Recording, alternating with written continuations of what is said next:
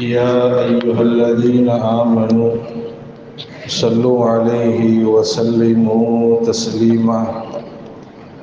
اللهم صل على سيدنا وشفيعنا وحبيبنا ومولانا محمد وعلى آل سيدنا محمد وبارك وسلم عليه. அல்லாஹ் ஜல்லஷானஹு வ தஆலா அவனுடைய மேலான கிருபையினால் நம் அனைவரையும் முஸ்லிமாக படைத்து நமது உயிரினும் மேலான கண்மணி தோஹா முஹம்மது முஸ்தபா ஸல்லல்லாஹு அலைஹி வஸல்லம் அவர்களின் சிறந்த சமுதாய மக்களாக அல்லாஹ் நம் அனைவரையும் ஆக்கியதோடு புனிதமிக்க ஜும்ஆவுடைய தொழுகையை நிறைவேற்றுவதற்காக வேண்டி ரப்புல் ஆலமீன் நம் அனைவரையும் அவனுடைய புனித பள்ளியில் ஒன்று சேர்த்திருக்கிறார். அல்ஹம்துலில்லாஹ். வல்ல ரஹ்மான் நம் அனைவரையும் அவனால் ஒப்புக்கொள்ளப்பட்ட நல்ல அடியார்களின் கூட்டத்தில் ஆக்கி அருள் புரிவானாக. ஆமீன். வாழும் காலமெல்லாம் அவனுடைய கட்டளைகளுக்கு அடிபணிந்து நடந்து அவனுடைய அன்பையும் அருளையும் பெற்றவர்களாக வாழ்ந்து மரணிப்பதற்கு அல்லாஹ் நம் அனைவருக்கும் தௌஃபீக் செய்வானாக. ஆமீன். கண்ணியத்திற்கும் மரியாதைக்கும் உரிய அன்பான பெருமக்களே, பெற்றோர்களாகிய நாம் நமது பிள்ளைகளின் விஷயத்தில் கடைபிடிக்க வேண்டிய சில முக்கியமான காரியங்களை நாம் பேசி வருகிறோம். முதலாவதாக நாம் சொன்னது, எல்லா நேரங்களிலும் நமது பிள்ளைகளுக்காக வேண்டி நாம் துஆ செய்ய வேண்டும். இரண்டாவதாக, எக்காரணத்தை கொண்டும் நமது பிள்ளைகளை பதுவா செய்துவிடக்கூடாது. பிள்ளைகளை சபிப்பதோ அவர்களை சாபமிடுவதோ ஒருபோதும் பெற்றோருடைய வாயிலிருந்து அந்த வார்த்தைகள் வந்துவிடக்கூடாது. பெற்றோர்களின் பதுவாக்கள், பெற்றோர்கள் தன்னுடைய பிள்ளைகளை சபித்தால் அது எத்தனை வருடங்கள் ஆனாலும் ஒரு நாள் அந்த பிள்ளையை அது பதம் பார்த்துவிடும் என்பதை வரலாறுகள் நமக்கு உணர்த்துகிறது. அன்பான பெருமக்களே, அப்துல்லா இப்னு முபாரக் ரஹ்மத்துல்லாஹி அலைஹி அவர்களிடத்தில் ஒரு மனிதர் வந்து, மகான் அவர்களே, என் மகன் எனக்கு ரொம்ப தொந்தரவு கொடுக்குறான். அப்துல்லா இப்னு முபாரக் மிகப்பெரிய மகான், மிகப்பெரிய அல்லாஹுடைய வலி. அவர்களிடத்தில் ஒருவர் வந்து, என் மகன் எனக்கு ரொம்ப தொந்தரவு கொடுக்குறான், என் மகன் எனக்கு ரொம்ப சிரமத்தை கொடுக்கிறான் என்று முறையிடுகிறார்கள். இவர் என்ன எதிர்பார்க்கிறாருன்னா, சரி பெரியவனுடைய துவா கிடைத்தாவது என் புள்ள திருந்துவான், ஒரு மகான்கிட்ட ஒரு நல்லடியார்கிட்ட நம்ம மகனுடைய நிலையை சொல்லி அவங்க துவா செய்தாவது நமது பிள்ளை மாறுவான், அவன் குணம் மாறும் என்ற அந்த எண்ணத்தில் அந்த மனிதர் அவங்கள்ட்ட போய், என் மகன் ரொம்ப எனக்கு தொந்தரவு கொடுக்குறான் என்று சொன்ன பொழுது, அப்துல்லா இப்னு முபாரக் ரஹ்மத்துல்லாஹி அலைஹி கேட்ட முதல் கேள்வி, அதஅவுத அலைஹி, உங்கள் மகன் உங்களை ரொம்ப சிரமப்படுத்துவதாக நீங்கள் சொல்கிறீர்களே, என்றாவது ஒரு நாள் உங்கள் மகனை நீங்கள் சபித்திருக்கிறீர்களா?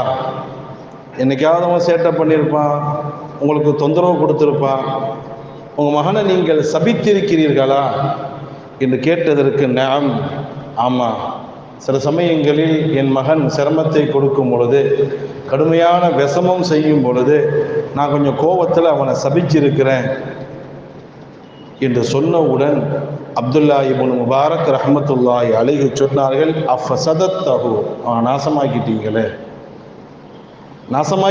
அவனை. அன்னைக்கு நீங்கள் செய்த அந்த பதுவாயினுடைய எஃபெக்ட் தான் இன்னைக்கு உங்கள் பக்கம் திரும்பி இருக்குது. என் மகன் என்ன கஷ்டப்படுத்துறான், என் மகன் எனக்கு தொந்தரவு கொடுக்குறான் என்பதற்கு காரணம் என்ன தெரியுமா? அவன் சின்ன வயதாக இருக்கும் பொழுது அவனை நீங்கள் சபித்திருக்கிறீர்கள், அவனை நீங்கள் பழித்திருக்கிறீர்கள். உருப்படாமல் போயிடுவேன், நாசமாக போயிடுவேன், விளங்காமல் போயிடுவேன் நீங்கள் சொல்லியிருக்கலாம். அந்த பதுவா தான் இன்னைக்கு அவனை உங்களுக்கு எதிராக திருப்பிடுச்சின்றாங்க அப்துல்லா இப்னு முபாரக் ரஹ்மத்துல்லாஹி அலைஹி.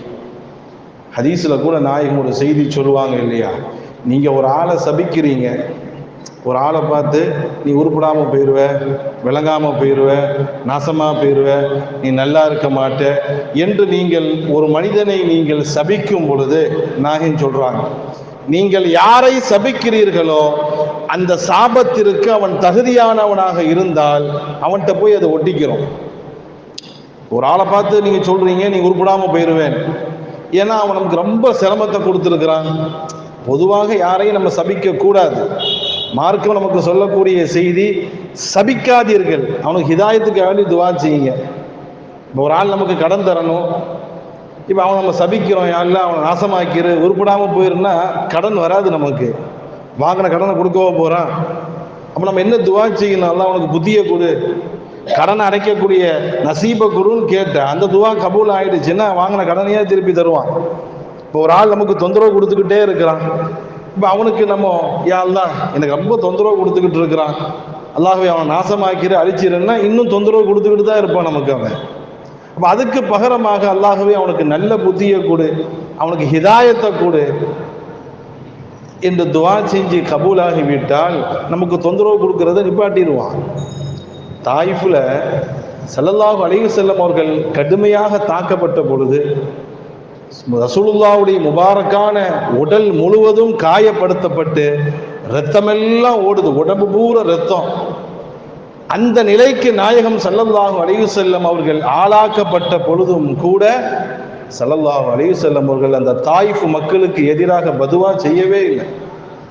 ஒரே ஒரு வார்த்தை, யா அல்லாஹ் இந்த தாயிஃப் மக்களை நீ அழித்து விடு என்று சொன்னால் வரலாற்றிலே சவுதி அரேபியாவிலே தாயிஃப்னு சொல்லக்கூடிய ஒரு இடத்தை இன்னைக்கு பார்க்கவே முடியாது. ரெடியாக ஒரு மலக்கு நின்றுக்கிட்டே இருந்தாங்க, ஜிப்ரையில் ஒரு பக்கம், ஒரு மலக்கு ஒரு பக்கம். யா ரசூலல்லாஹ் நீங்கள் ஒரே ஒரு ஆர்டர் மட்டும் கொடுங்க, 2 மலைக்கு இடையில தான் தாயிஃப் இருக்குது, 2 மலைக்கு இடையில தான் தாயிஃப் இருக்குது.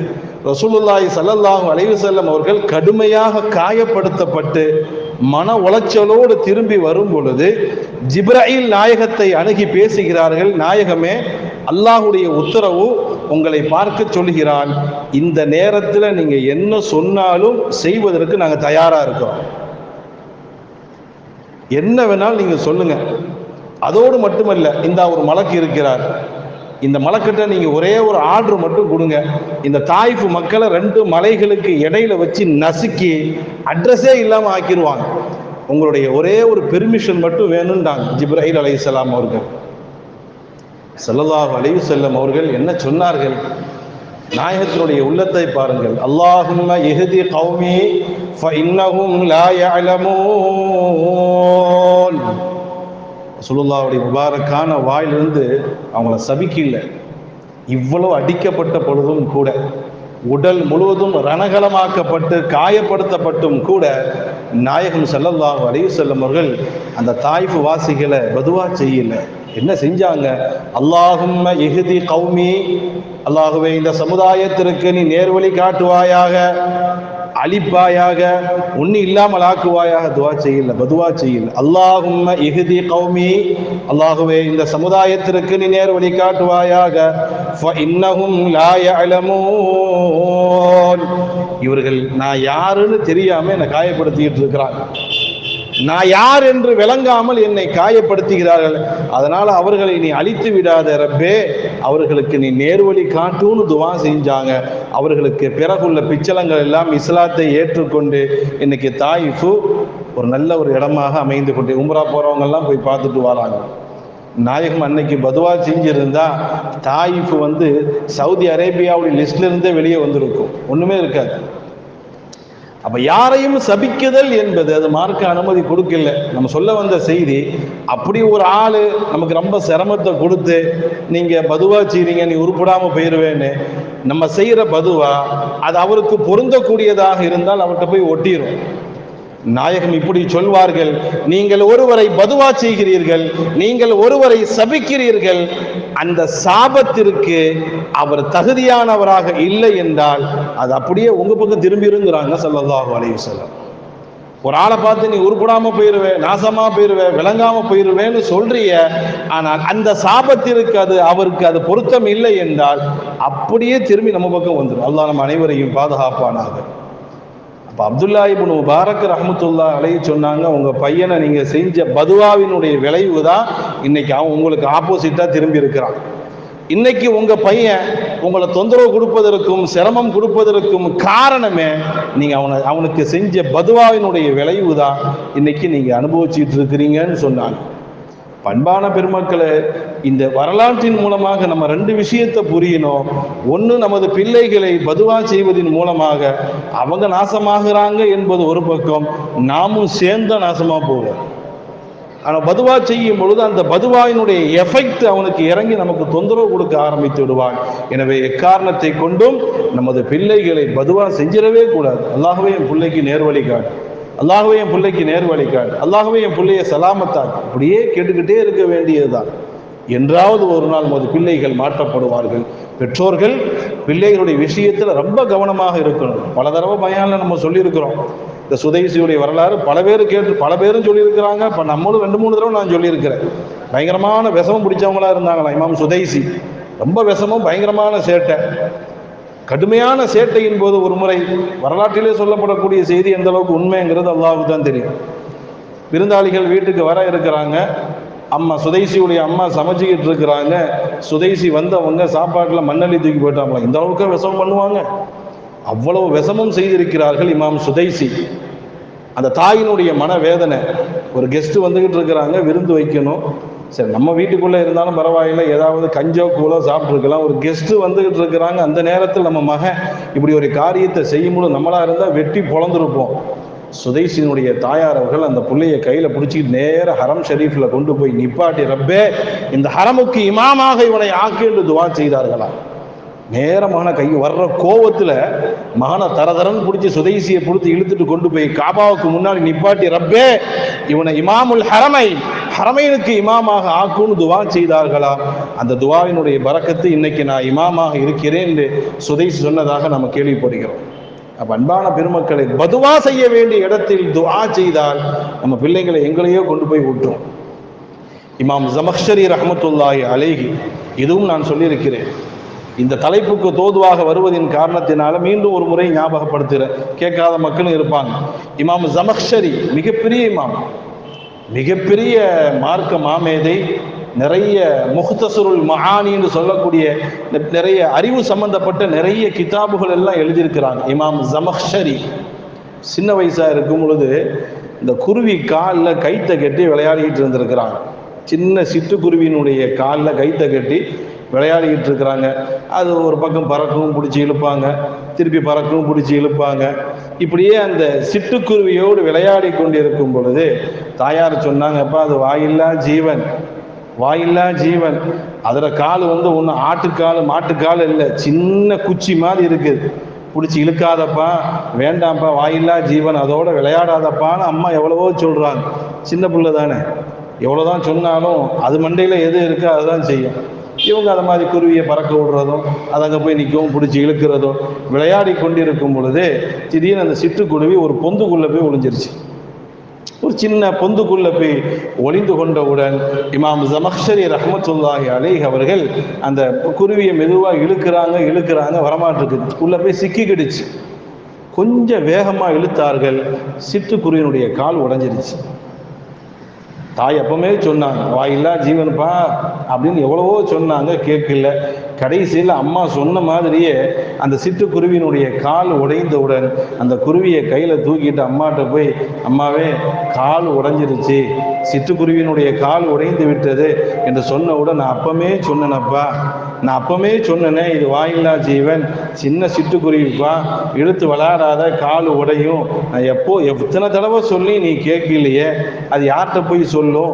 உனக்கு கால் உடைஞ்சா நீ டாக்டர்கிட்ட போய் காட்டுவ, உனக்கு ஏதாவது காலில் பிரச்சனை ஏற்பட்டால் அதை சரி செய்வேன். இந்த சிட்டுக்குருவி வாயில்லா ஜீவன், அது காலை உடைச்சிட்டியே, இந்த மாதிரி உன் கால் உடைஞ்சா நீ என்ன பண்ணுவேன்? பதுவாலாம் செய்யல, இந்த மாதிரி உன் கால் உடஞ்சி போட்டுலாம் சொல்லலை. அது கால் உடைஞ்ச மாதிரி உன்னுடைய கால் உடைஞ்சா எப்படிப்பா இருக்கும்னு கேட்டாங்க. பொதுவாக அப்படிதான் நம்ம சொல்லுவோம், அதுக்கு தொந்தரவு கொடுக்குறியப்பா, இந்த மாதிரி உனக்கு ஒரு நிலை ஏற்பட்டால் எப்படி இருக்கும் என்று அந்த தாய் சொல்லுகிறார்கள். அதோடு முடிந்து விடுகிறது, அவ்வளவுதான்.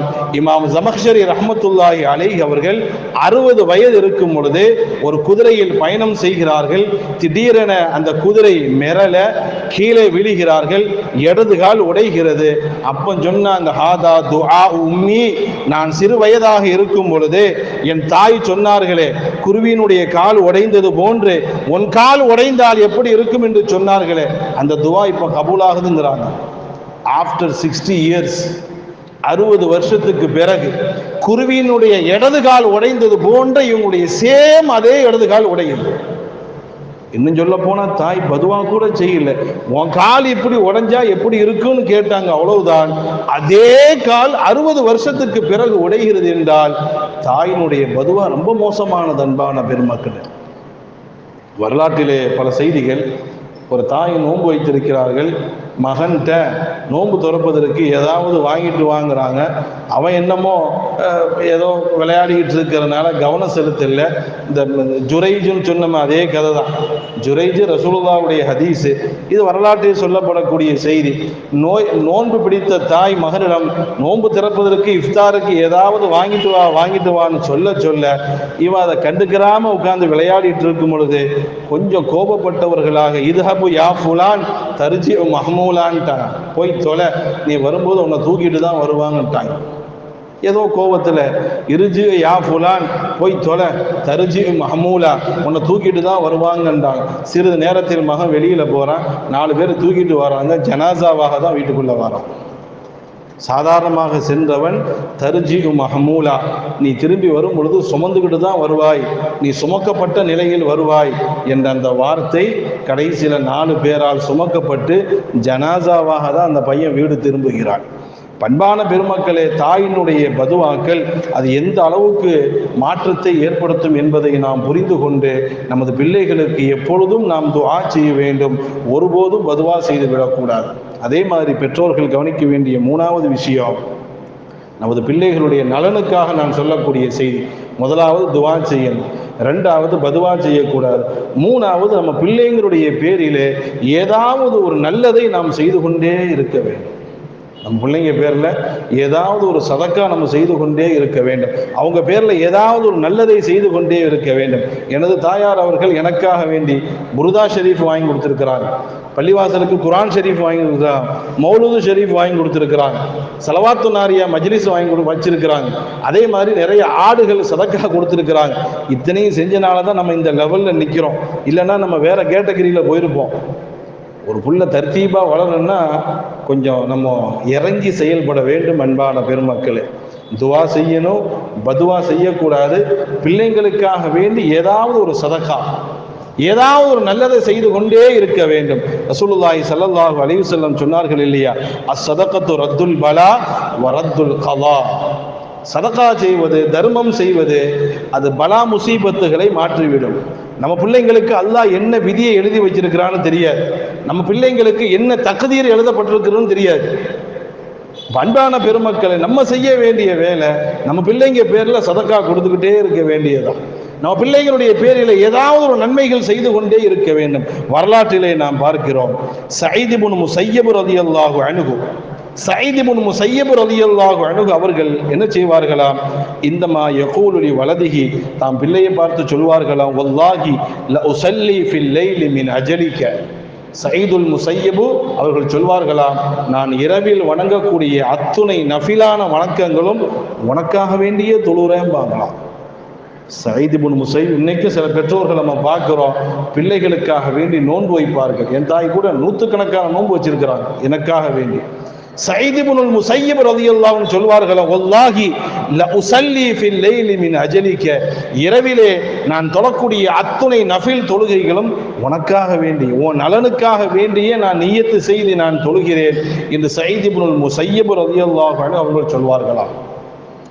ஹசன் பஸ்ரி ரஹ்மத்துல்லாஹி அலைஹி அவங்களுடைய தாயார் தன் மகன் ஹசன் பஸ்ரியை பார்த்து, ஹசன் பஸ்ரி தெரியும், ஹஜ்ரத் அலி ரலியல்லாஹு அன்ஹு அவர்களை நேரடியாக பார்த்தவர்கள், சஹாபாக்களுக்கு அடுத்த அந்தஸ்தில் உள்ளவர்கள் தான். தாபியை ஹசன் பஸ்ரி மிகப்பெரிய மகான், மிகப்பெரிய அல்லாஹ்வுடைய வலி ஹசன் பஸ்ரி. அந்த ஹசன் பஸ்ரியை பார்த்து அவருடைய தாயார் சொல்வார்களாம், நீ ஏன் இந்த அளவுக்கு நல்ல நிலைக்கு வந்தால் தெரியுமா? லிம அந்த ஹசன், பேரே ஹசன், ஹசன் ரொம்ப அழகானவர், இந்த அளவுக்கு நீ ரொம்ப மிகச் சிறந்த ஒரு ஆளாக, மிகப்பெரிய ஒரு மகானாக நீ மாறுவதற்கு என்ன காரணம் தெரியுமான்னு கேட்கிறாங்க. ஹசன் பஸ்ரியுடைய தாயார் தன் மகனை பார்த்து, இந்த அளவுக்கு நீ உயர்ந்த அந்தஸ்தை அடைவதற்கு என்ன காரணம் தெரியுமா? இப்போ ஹசன் பஸ்ரி ரஹ்மத்துல்லாஹி அலைஹி சொன்னாங்க, லிமையா உம்மா, தெரியல, நீங்க சொல்லுங்களேன், நான் இந்த அளவுக்கு உயர்ந்த அந்தஸ்தை அடைவதற்கு என்ன காரணம், தாயாராகிய நீங்கள் சொல்லுங்கள் என்று சொல்லும் பொழுது ஹசன் பஸ்ரி ரஹ்மத்துல்லாஹி அலைஹி அவருடைய தாயார் சொல்வார்களாம், வல்லாஹி யா புனைய மா அல்கமதுக சதீஹி இல்லா வ அன அலா உதுஇன், என் மகன் ஹசனே, நீ சின்ன குழந்தையாக இருக்கும் பொழுது உனக்கு எப்பொழுதெல்லாம் நான் தாய்ப்பால் கொடுப்பேனோ ஒது செய்து விட்டு தான் நான் கொடுப்பேன். எப்பொழுதெல்லாம் உனக்கு நான் தாய்ப்பால் கொடுப்பேனோ அப்பொழுதெல்லாம் நான் உனக்கு ஒது செய்து விட்டு தான் கொடுப்பேன். வேறு சில வரலாறுகள் நாம் பார்க்கிறோம், ஸலவாத் ஓதிக்கொண்டு கொடுப்பார்கள்.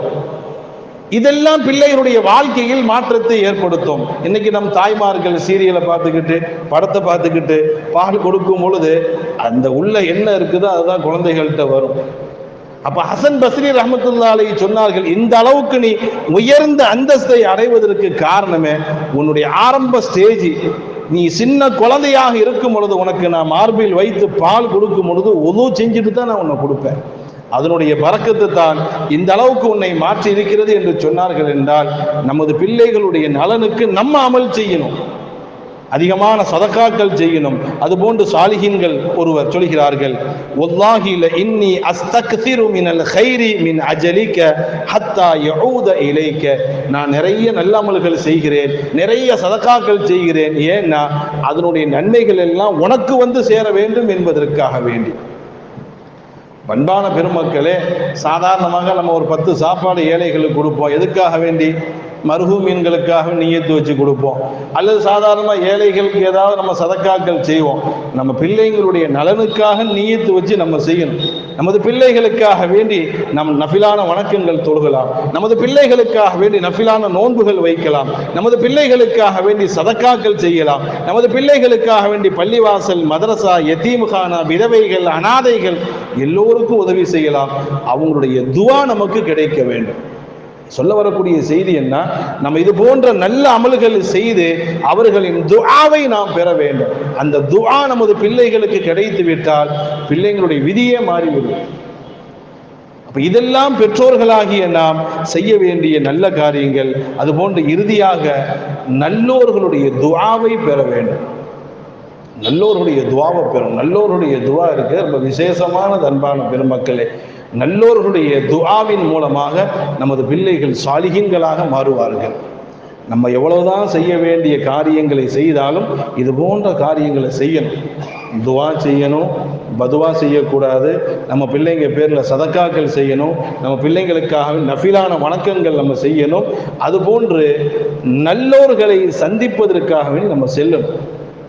நல்லடியார்கள், நல்லோர்கள் என்று இருந்தால் அவர்களை சந்திப்பதற்காக வேண்டி நாம் சென்று அவங்க துஆவை நாம் பெற வேண்டும். இதெல்லாம் ஹதீஸுகளில் நம்ம பார்க்குறோம். ரசூலுல்லாஹி ஸல்லல்லாஹு அலைஹி வஸல்லம் அவங்களுக்கு பணிவிடை செய்தவர்கள் தான் அனஸ் ரலியல்லாஹு அன்ஹு அவர்கள். அனஸ் ரலியல்லாஹு அன்ஹு அவர்கள் உம்மு சுலைம், அனஸ் ரலியல்லாஹு அவருடைய தாயார் உம்மு சுலைம். இந்த உம்மு சுலைம் ரலியல்லாஹு அன்ஹா அவர்கள் தாம் மக அனஸ ரசூலுல்லாஹி ஸல்லல்லாஹு அலைஹி வஸல்லம் அவர்களுக்கு பணிவிடை செய்வதற்காக வேண்டி அனுப்பி வைக்கிறார்கள். ஒரு நாள் தாயார் அவர்கள் ரசூலுல்லாஹ்ட்ட வந்து, யா ரசூலல்லாஹ், காதிமுக அனஸ் உதுல்லாஹ லஹு, நல்லா கவனிக்க வேண்டும் அன்பான பெருமக்களை. ஒரு தாய் நினைத்தால் தம் பிள்ளைகளை எப்படி வேண்டுமானாலும் மாற்றலாம். அதனால தான் ரசூலுல்லாஹ் சொன்னாங்க, சொர்க்கம் தாயினுடைய காலுக்கு கீழே இருக்குதுன்றாங்க.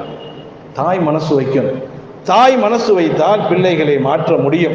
ரசூலுல்லாஹி ஸல்லல்லாஹு அலைஹி வஸல்லம் அவர்களுக்கு 10 வருடங்களாக பணிவிடை செய்தவர்கள் தான் அனஸ் ரலியல்லாஹு அன்ஹு.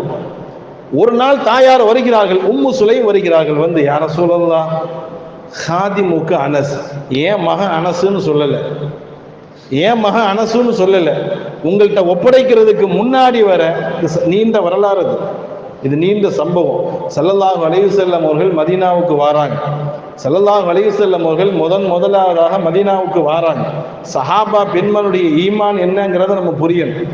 ரசூலுல்லாஹ் மதீனாவுக்கு வந்தவுடன் ஒவ்வொரு சஹாபாக்களும் ரசூலுல்லாஹ்வை சந்திப்பதற்காக வேண்டி செல்கிறார்கள். வெறுங்கையோட போக முடியுமா? ஏதாவது ஒரு ஹதியாவை எடுத்துட்டு போறாங்க. ரசூலுல்லாஹ்வை முத பார்க்க போறாங்க, ஸோ வெறுங்கையோட போக முடியுமா? அவங்களுடைய தகுதிக்கு தோதுவாக ஒரு சின்ன ஒரு அன்பளிப்பை எடுத்துட்டு போறாங்க. ரசூலுல்லாஹ் மதீனாவுக்கு வந்திருக்கிறாங்கிற செய்தி உம்மு சுலைம் ரலியல்லாஹு அன்ஹா, சஹாபி பெண்மணி, அவங்க காதுக்கு செய்தி கிடைக்குது. சரி, நம்மளும் ரசூலுல்லாஹ்வை பார்க்க போவோம். சரி, வெறுங்கையோட போனா நல்லா இருக்காதேன்னு வீட்டை தேடி பார்க்குறாங்க. ஒண்ணுமே இல்லை, கொடுக்கறதுக்கு ஒண்ணுமே இல்லை. வெறுங்கையோட போறாங்க. போய் ரசூலுல்லாஹ்வை சந்திக்கிறாங்க. சந்திச்சுட்டு, நாயகமே, எல்லாரும் அவங்க ஒரு அன்பளிப்பை கொடுத்தாங்க. என்கிட்ட இருக்கிற ஒரே ஒரு அன்பளிப்பு என் புள்ள தான் இருக்கிறான். வேற எதுவும் இல்லை என்கிட்ட கொடுக்கறதுக்கு. என்கிட்ட இருக்கிற ஒரே ஒரு அன்பளிப்பு என் புள்ள தான் இருக்கிறான். அவனை உங்கள்கிட்ட கொடுத்துடுறேன் யா ரசூலுல்லாஹ். உங்களுடைய பணிவிடைக்காக வேண்டி நான் ஒப்படைத்து விடுகிறேன். நீங்க அவனை பார்த்துக்குங்க. எந்த தாயாவது தான் பிள்ளைய கொடுப்பாங்களா? 5000 ரூபா கொடுக்கலாம், 10000 ரூபா கொடுக்கலாம், 1 லட்சத்தை கூட கொடுக்கலாம், 10 லட்சம் கொடுக்கலாம். என் பிள்ளையவே நான் உங்களுக்கு கொடுத்துட்றேன். இதுதான் என்கிட்ட இருக்கிறது. இதை தவிர வேற என்கிட்ட கொடுக்கறதுக்கு எதுவும் இல்லை. என்னுடைய மகனை நான் உங்களுடைய பணிவிடைக்காக வேண்டி நான் வைத்து விடுகிறேன். இவரை நீங்கள் ஏற்றுக்கொள்ளுங்கள் என்று ரசூலுல்லாஹ்வுடைய கையில அனஸ் ரலியல்லாஹு அன்ஹு சின்ன வயசா இருக்கும் போதே ஒப்படைச்சு போட்டு வந்துட்டாங்க. 10 வருடங்கள் அனஸ் ரலியல்லாஹு அன்ஹு அவர்கள் ரசூலுல்லாஹ்வுக்கு பணிவிடை செய்தார்கள். பெரும் பாக்கியத்தை பெற்றவர்கள். அவங்களுக்கு பேரே ஹாதிமுர் ரசூல் தான். வேற எந்த சஹாபிக்கும் அந்த பேரே இல்லை. அபூபக்கர் சித்திக்குக்கோ, உமர், உஸ்மான், அலி, எத்தனையோ சஹாபாக்கள், யாருக்குமே அந்த பேர் இல்லை. ஹஜ்ரத் அனஸ் ரலியல்லாஹு அன்ஹு அவர்களுக்கு மட்டும்தான் ஹாதிமுர் ரசூல், ரசூலுடைய பணிவிடை செய்யக்கூடியவர் என்ற பெயரை பெற்றவர்கள். 10 வருஷம் பணிவிடை செய்து கொண்டிருந்தார்கள். ஒரு முறை இடையில, அந்த 10 வருஷத்துக்கு இடையில தாயார் அவர்கள் ரசூலுல்லாஹ்வை பார்க்க வராங்க. வந்து என் புள்ள அனசுன்னு சொல்லல, ஹாதிமுக்கு அனஸ், உங்களுக்கு பணிவிடை செய்யக்கூடிய அனஸ், ரொம்ப வருஷமா உங்களுக்கு பணிவிடை செய்திருக்கிறான். உதுல்லாஹ லஹு, அவனுக்காக கொஞ்சம் துவா செய்யுங்கிறாங்க. தாயார் துவா செய்ய சொல்றாங்க ரசூலுல்லாஹ்ட்ட. ஸல்லல்லாஹு அலைஹி வஸல்லம் அவர்கள் கையை தூக்கினார்கள். தாயினுடைய பேச்சை கேட்டு கையை தூக்குகிறார்கள். கொஞ்சம் யோசித்து பாருங்கள், எவ்வளவு அழகான ஒரு வழிமுறை அந்த தாய் கையேந்து இருக்கிறார்கள். கையை தூக்கிட்டாங்க. அல்லாஹும்ம அக்ஸிரு மாலஹு வ வலதஹு வ பாரிக் லஹு வக்ஃபிர் தம்பஹு. தாயினுடைய ஒரே ஒரு வார்த்தை அனசுடைய வாழ்க்கையை மாத்திடுச்சு. தாயினுடைய ஒரே ஒரு துஆ, நாயகமே என் புள்ள அனசு, உங்க பணியாளர் அனசுக்காக வேண்டி துஆ செய்யுங்க. ஸல்லல்லாஹு அலைஹி வஸல்லம் துஆ செய்தார்கள். அல்லாஹுவே அக்ஸிரு மாலஹு, அவருடைய செல்வத்திலே நீ அதிகப்படுத்துவாயாக. ஓ வலதஹு, அவருடைய குழந்தைகளை நீ அதிகப்படுத்துவாயாக. ஓ பாரிக் லஹு, அவருக்கு நீ பரக்கத்து செய்வாயாக. வக்ஃபிர் தம்பஹு, அவருடைய பாவங்களை நீ மன்னிப்பாயாக. ஒரே ஒரு துஆ தான், முடிஞ்சு போச்சு. அவ்வளவுதான். உம்மு சுலைம் திரும்பி விட்டார்கள். வரலாற்றிலே பதிவு செய்யப்படுகிறது அனஸ் ரலியல்லாஹு அன்ஹுடைய வாழ்க்கை எப்படி மாறியது என்று சொன்னால், துஆ செஞ்சாங்க இல்லையா, அக்ஸிரு மாலஹு, அவருடைய செல்வத்தை நீ அதிகப்படுத்துவாயாக. மதீனாவிலேயே எல்லாருடைய பேரிச்சம்பழமும் வருஷத்துக்கு ஒரு முறை காக்கும். அனஸ் ரலியல்லாஹு அன்ஹு அவங்களுடைய பேரிச்சம்பழம் வருஷத்துக்கு 2 முறை காய்க்குமா. எல்லாருடைய பேரீச்ச மரங்களும் வருஷத்துக்கு ஒரு முறை கனிகளை கொடுக்கும். அனஸ் ரலியல்லாஹு அன்ஹு அவங்களுடைய பேரீச்ச மரம் மட்டும் வருஷத்துக்கு 2 முறை கொடுக்குமா. இந்த பரக்கத் யாருனால கிடைச்சது? தாயினால கிடைச்சது தான். தாய் துவா செய்யுங்கன்னு சொல்லாம இருந்திருந்தா துவா கிடைச்சிருக்காது. அடுத்து சொன்னார்கள், வலதகு, அல்லாஹுவே அவருடைய குழந்தை செல்வத்தையும் அதிகப்படுத்துவாயாக. 120 பிள்ளைகளை பெற்றிருக்கிறாங்க. அனஸ் ரலியல்லாஹு அன்ஹு அவங்களுக்கு மட்டும் 120 பிள்ளைகள். அனஸ் ரலியல்லாஹு அன்ஹு சொல்லுவாங்க, நிறைய பிள்ளைங்களை நானே ஜனாசா குளிப்பாட்டி அடக்கியிருக்கிறேங்கிறாங்க. நிறைய 120 பிள்ளைன்னா பின்ன எப்படி இருக்கும்? இப்படி நிறைய துஆவை பெற்றவர்கள் அனஸ் ரலியல்லாஹு அன்ஹு அவர்கள். அன்பான பெருமக்கள், நமது பிள்ளைங்களுடைய வாழ்க்கையை சிறக்க வேண்டும் என்று சொன்னால் நல்லடியார்கள் நல்ல மக்களுடைய துஆவை நாம் பெற வேண்டும். அதே மாதிரி ஹதீஸ்களிலே வருகிறது, சஹாபாக்கள் குழந்தை பிறந்து விட்டால் நேர குழந்தையை தூக்கிட்டு ரசூலுல்லாஹ்ட்ட வந்துருவாங்களாம். குழந்தை பிறந்து விட்டால் அது கண்ணு திறக்குதோ இல்லையே, குழந்தையை தூக்கி கொண்டு நேர ரசூலுல்லாஹி ஸல்லல்லாஹு அலைஹி வஸல்லம் அவரிடத்தில் வந்து விடுவார்கள். நாயகம் ஸல்லல்லாஹு அலைஹி வஸல்லம் அவர்கள் அந்த குழந்தையை வாங்கி கொண்டு ஃபயுஹ்னிகுஹும் வ யதுஉ லஹும் பில் பரக்கா, அந்த குழந்தையை நாயகம் வாங்கி விட்டு ஒரு பேரிச்சை மரத்தை வாங்கி தான் வாயில போட்டு நல்ல மென்று அதை அந்த குழந்தையினுடைய வாயில் வைப்பார்களாம். அது மட்டுமல்ல, அந்த குழந்தையினுடைய பரக்கத்திற்காக ரசூலுல்லாஹ் துஆ செய்வார்களாம். அப்ப இங்கதான் ஒரு விஷயத்தை நம்ம சிந்திக்கணும். சஹாபா பெருமக்கள் தாம் பிள்ளைங்களை சாலிகான பிள்ளைகளாக ஆக்குவதற்காக அவங்க செஞ்ச முதல் காரியம் என்ன? குழந்தை பிறந்து விட்டால் முதல்ல நல்லவங்க கையில கொடுத்து துஆவை பெறக்கூடியவர்களாக இருந்தார்கள். பண்பான பெருமக்களை, நமது பிள்ளைகளை நாம் சாலிகான பிள்ளைகளாக நல்ல பிள்ளைகளாக வருங்காலத்தில் நமக்கு உதவியுள்ள பிள்ளைகளாக ஆக வேண்டும் என்றால் நம்ம பிள்ளைங்களுக்காக வேண்டி துஆ செய்யணும். எக்காரணத்தை கொண்டு நமது பிள்ளைகளை பதுவா செய்து விடக்கூடாது. நமது பிள்ளைகளுக்காக வேண்டி நல்ல அமல்களை செய்ய வேண்டும். நல்லோர்களை சந்திக்கக்கூடிய நல்ல வாய்ப்பை நாம் ஏற்படுத்த வேண்டும். அல்லாஹ் நம் அனைவருக்கும் தௌஃபீக் செய்வானாக. அதுபோன்று இன்ஷா அல்லாஹ் இனி வரக்கூடிய நாட்களில் புனித ரஜபு மாதம் நெருங்கி வருவதின் காரணத்தினால ரஜபு மாதம் ரொம்ப சிறப்பிற்குரிய மாதம். இன்ஷா அல்லாஹ் வரக்கூடிய வாரத்தில் நாம் சொல்லுவோம். இருந்தாலும் இந்த மாதத்தில் நாம் அதிகமாக அமல் செய்ய வேண்டும். நோன்புகள் வைப்பதின் மூலமாக நிறைய நன்மைகள் கிடைக்கிறது. ஸல்லல்லாஹு அலைஹி வஸல்லம் அவர்கள் ரஜபு மாதம் வந்து விட்டாலே துஆ செய்ய ஆரம்பிச்சிருவாங்க. அல்லாஹும்ம பாரிக் லனா ஃபீ ரஜப வ ஷஅபான வ பல்லிக்னா ரமலான். ரமலான் மாதம் வர்றதுக்கு முன்னாடி 2 மாதத்துக்கு முன்னாடி ரஜபுலேயே துஆ செய்ய ஆரம்பிச்சிருவாங்க. அவ்வளவு சிறப்பிற்குரிய ஒரு மாதம். ரசூலுல்லாஹி ஸல்லல்லாஹு அலைஹி வஸல்லம் சொல்வார்கள், இந்த ரஜபு மாசத்தினுடைய முதலாவது இரவு, இப்போ நாளைக்கு பிற ஒன்றுன்னு சொன்னால் அன்றைய நைட்டு என்ன துஆ செஞ்சாலும் அந்த துஆ கபூல் ஆக்கப்படும். லா யுரத்து துஆ. அந்த ரஜபினுடைய முதல் பிறை அன்று அந்த இரவில் கேட்கப்படக்கூடிய துஆ அது நிராகரிக்கப்படாது, கண்டிப்பாக ஒப்புக்கொள்ளப்படும் என்று நாயகம் சொன்னதின் காரணத்தினால அந்த ரஜபுடைய இரவை நாம் அமல் செய்து ஹயாத்தாக ஆக்க வேண்டும். எந்த அளவுக்கு இந்த ரஜபு மாசத்தில் அதிகமாக துஆ செய்ய வேண்டுமோ அந்த அளவுக்கு துஆ செய்யணும். குறிப்பாக அல்லாஹும்ம பாரிக் லனா ஃபீ ரஜப வ ஷஅபான வ பல்லிக்னா ரமலான். இமாம் தொழுகையில ஓதுவாங்க, ஒரு சமயம் மறக்கவும் செய்வாங்க. நீங்க ஒவ்வொரு வக்திலும் ஓதுங்க. நஃபிலான தொழுகை தொழுகும் பொழுதும், சுன்னத் தொழுகும் பொழுதும், தஹஜ்ஜத் தொழுகும் பொழுதும், இஷ்ராக் தொழுகும் பொழுதும், லுஹருடைய முன் சுன்னத்து பின் சுன்னத்து, இப்படி என்னென்ன தொழுகிறீர்களோ எல்லா தொழுகையை முடித்ததற்கு பிறகும் அல்லாஹும்ம பாரிக் லனா ஃபீ ரஜப வ ஷஅபான வ பல்லிக்னா ரமலான் என்ற துஆவை நாம் அதிகமாக ஓதிக்கொண்டே இருக்க வேண்டும். அல்லாஹ் ஜல்ல ஷானஹு வ தஆலா புனித ரஜபு மாசத்தையும் ரஜபு மாசத்திற்கு பிறகு வரக்கூடிய ஷஅபான் மாசத்தையும் அதற்கு அடுத்து வரக்கூடிய ரமலான் மாதத்திலும் அல்லாஹ் ஜல்ல ஷானஹு வ தஆலா நமக்கு பரக்கத்தும் கிருபையும் அல்லாஹ் செய்வானாக என்ற துஆவோடு என் உரையை நான் நிறைவு செய்கிறேன். வாஹிரு தஅவானா அல்ஹம்துலில்லாஹி ரப்பில் ஆலமீன்.